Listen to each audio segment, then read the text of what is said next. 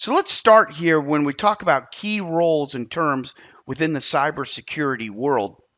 We got to start with the head of the organization or the agency, the stakeholder, right? So whoever owns that organization is certainly part of the cyber role, and we're going to talk a little bit about their role.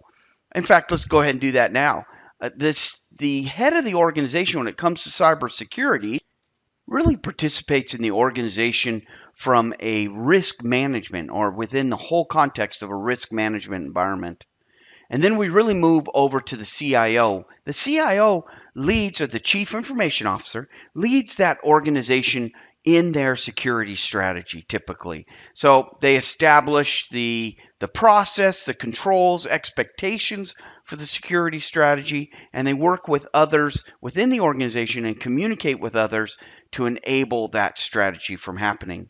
Now we talk about the CISO, the Senior Information Security Officer.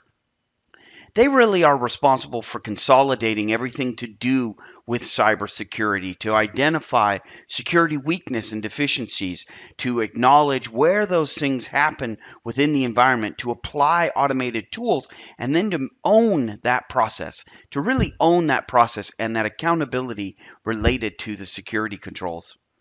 The authorizing authority, or AO.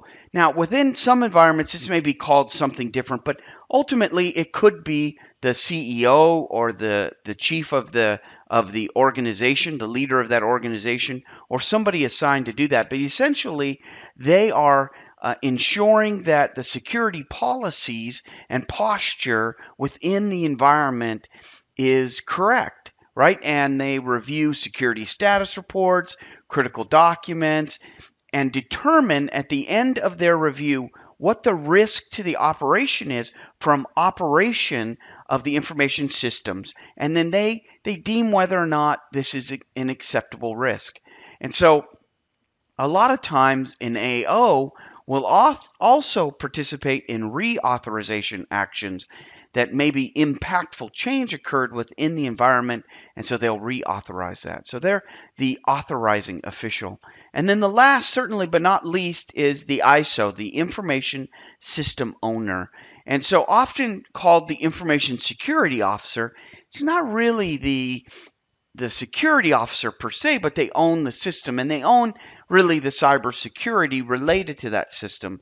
In a lot of cases, the ISO, they're the feet on the ground. They're doing the work, executing the plans, building the organizational policy and procedures, and then getting input, of course, from the others listed on the top, but working closely with everyone built within that plan to ensure that cybersecurity is being executed properly within the environment. A big role and lots to do within that role. There are others also that not listed here that may be staff within a cybersecurity environment. Like, for example, somebody may be a control provider, right? They're authoring the controls and making sure they're going well. You may have an assessor to assess the health of the controls and other organizational needs within the environment. So there are lots of people that participate. Now, here we have listed up on the screen are some of the key terms that you may see within the industry. Some of these are focused on the U.S. federal market, and some of them are more generic. So let's go through some of these terms here. NIST is a National Institute of Standards and Technology. In cyber, we really refer to them more as the cyber security standards, but they actually build standards for technology among multiple disciplines.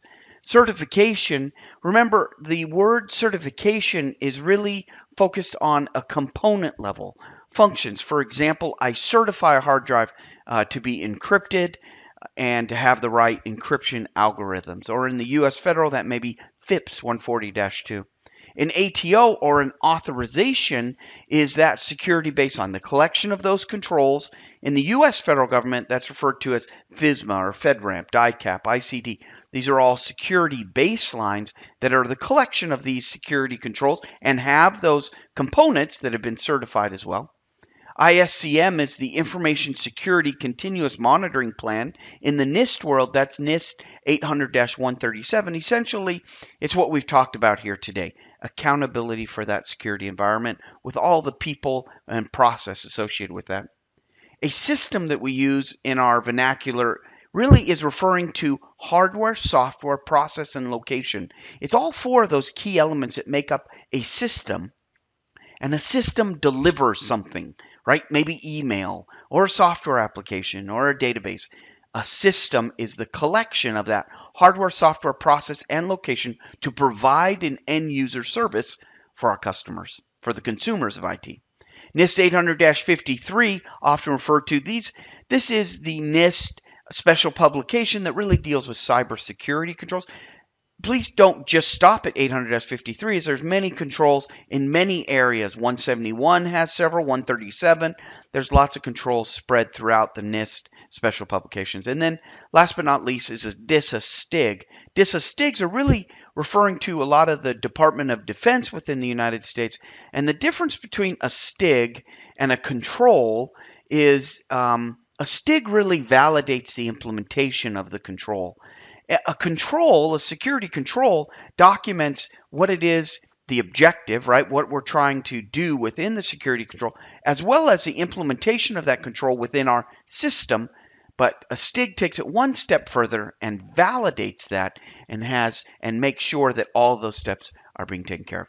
Well, those are the key roles and terms associated with cybersecurity today, and all of the information as you communicate with organizations. These type of key terms and knowledge is absolutely critical for you to have intelligent conversations with those individuals.